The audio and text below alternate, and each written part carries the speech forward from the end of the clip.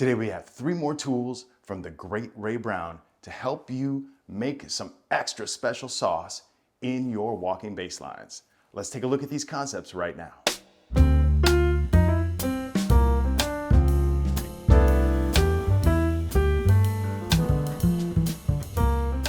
Welcome to Learn Jazz Bass with Matt Rabicki.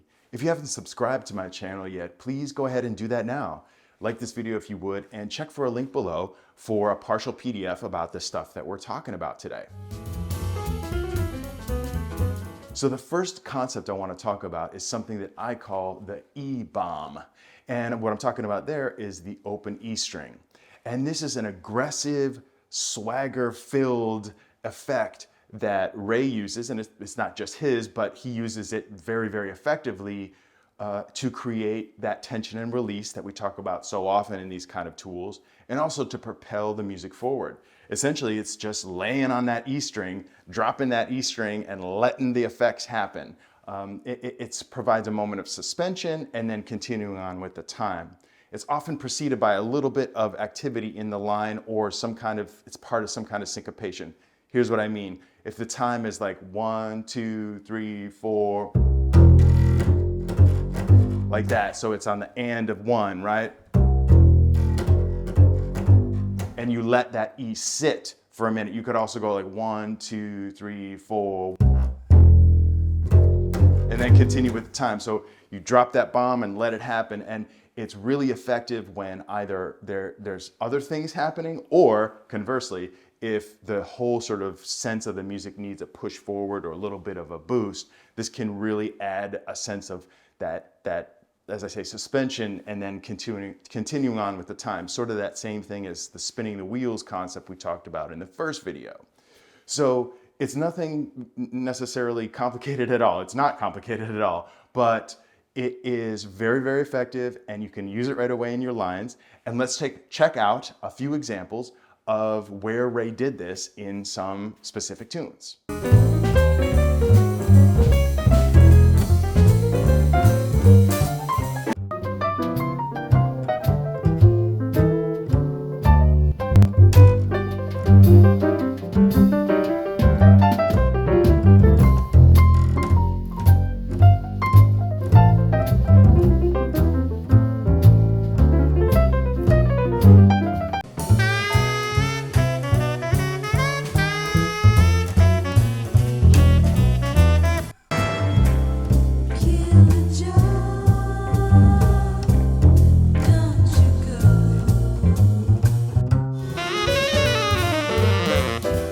So now that we've heard some examples of how Ray uses this in his line, let's do some of our own.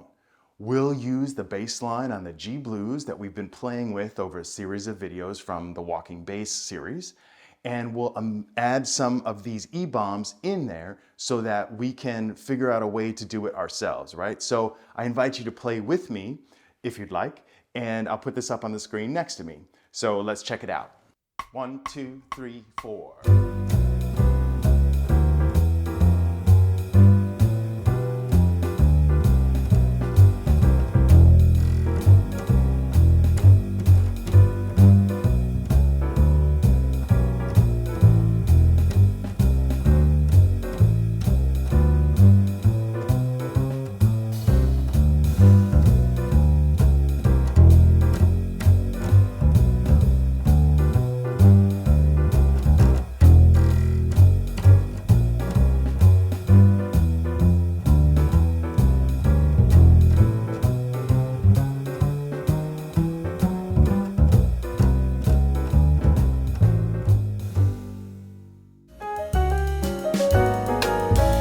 Now the next tool that I want to talk about is what I just call drop it like it's hot. And there's nothing necessarily special about this. This involves triplet drops. And if you haven't seen it before, although I assume you have because there's a fair bit of videos about triplet drops, the idea is just that you are playing a triplet during your walking line that descends into a continuation of the line. So it's a rhythmic sort of effect. It propels the line forward and so on. Triple lead drop, sort of like that. Triple lead drop.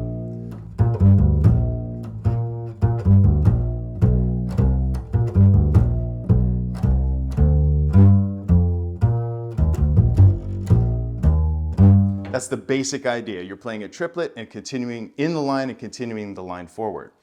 What to me is special about what Ray Brown does and why he's famous for doing this is how he uses subtle little aspects of what he's doing to add just a little extra spice to this idea of the triplet drop. One thing is in conjunction with the idea of clef diving we talked about before, where, and this is not only for him, but he does it very effectively, where he will use a drop from a high register, use a triplet drop to the low register, and that provides double sort of the effect, right? Especially when used well. The other thing I want to mention is if you listen very carefully to when Ray performs these triplet drops, there's the slightest hesitation right before he performs it. It's like a preparation to dive down. I almost envision it like there's a, those sort of either a fighter plane or it's sort of a plane for a display or that you watch at an air show or something, that the plane sort of goes up and then dives, right? So there's this moment of suspension, but it's very, very, very subtle right before he does it, the tiniest of pauses. So you have to listen really carefully. But I think that adds a little more extra oomph to the effect, right? He's just holding back just a touch and then lets it go. The other thing is, in that same sort of mode or mold of having a little extra to this triplet drop, is that sort of naturally, but maybe by effect as well, the triplet part itself is a little bit quieter than where he's arriving. So it's sort of like dynamics are growing to, it sort of goes from mezzo forte to forte, or basically it's getting louder over the course of this little two beat moment. It's actually getting louder. So da da da da, like that. It's da da da da, and then a little pause, da da da da, like that, right? So it's got this really strong sort of pull forward when you combine all these things together. So let's try and hear that in these examples that we've got of Drop It Like It's Hot.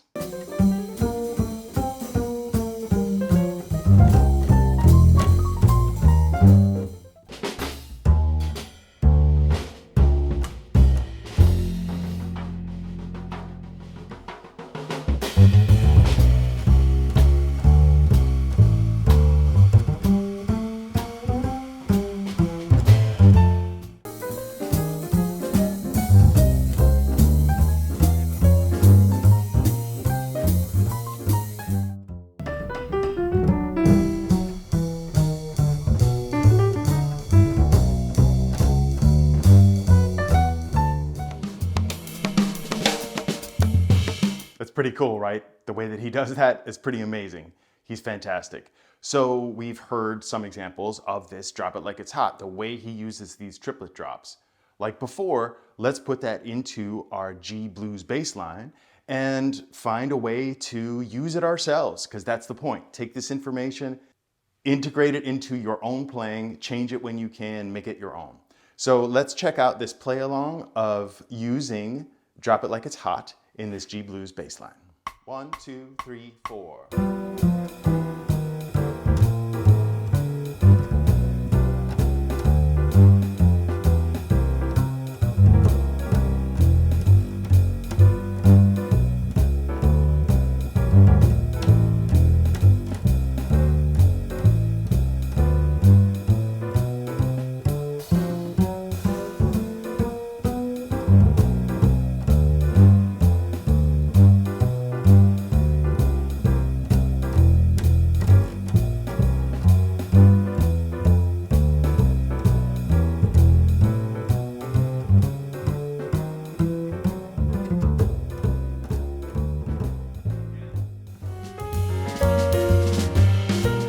Last tool that I want to talk about with you today is something I call double stop blues stank.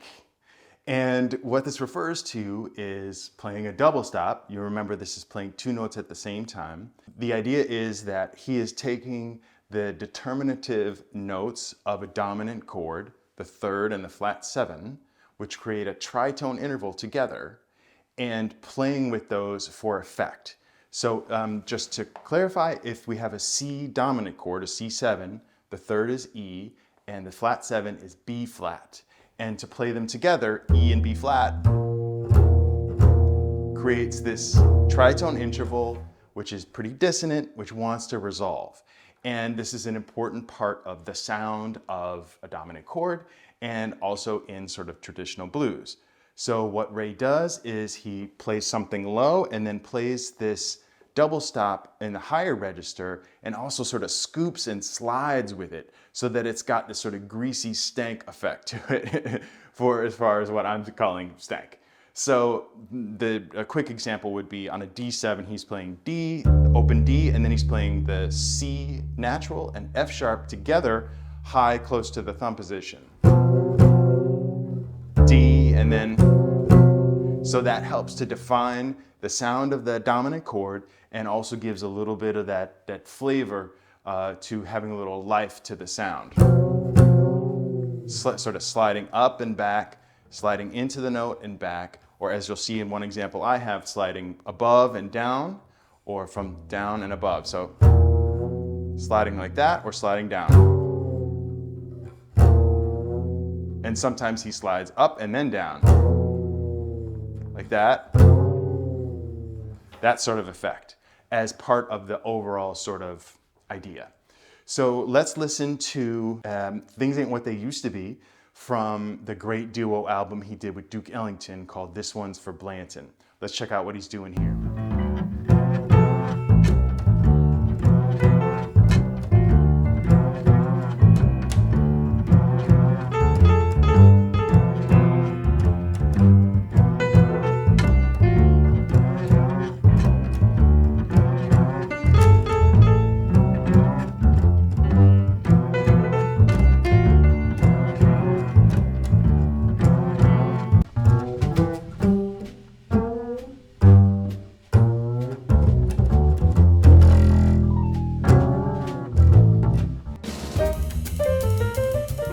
Pretty cool, right? You've noticed I moved back from the camera, and that's so that you can see more of my hands as we finger this example that I've created over the G blues we've been using. So it's a G blues, so that means that the first chord is G7, and the third of G7 is B natural, the flat 7 is F natural. I'm fingering those, playing them together as a tritone, here first in the first chorus, here, B natural on the D string, F natural on the G string. And then in the second chorus, I actually reverse the voicing, which is on the bottom, which is on the top. So we had B on the bottom, F on the top, and now we're switching to F on the bottom and B on the top. Right? And for C7, which is also the 4 chord, we've got E natural and B flat. And at the beginning, I voice it here, B flat on the bottom, B flat, E, and then on the next one, again, I reverse it to E and B flat. So that would be about here, there. And so we're trying to add some variety with this idea and also to give you some options for yourself if you're playing around with the blues in your own way. I hope that you'll play along and try with me. I will give us a count off and off we go playing some double stop blues stank on a G blues. 1, 2, 3.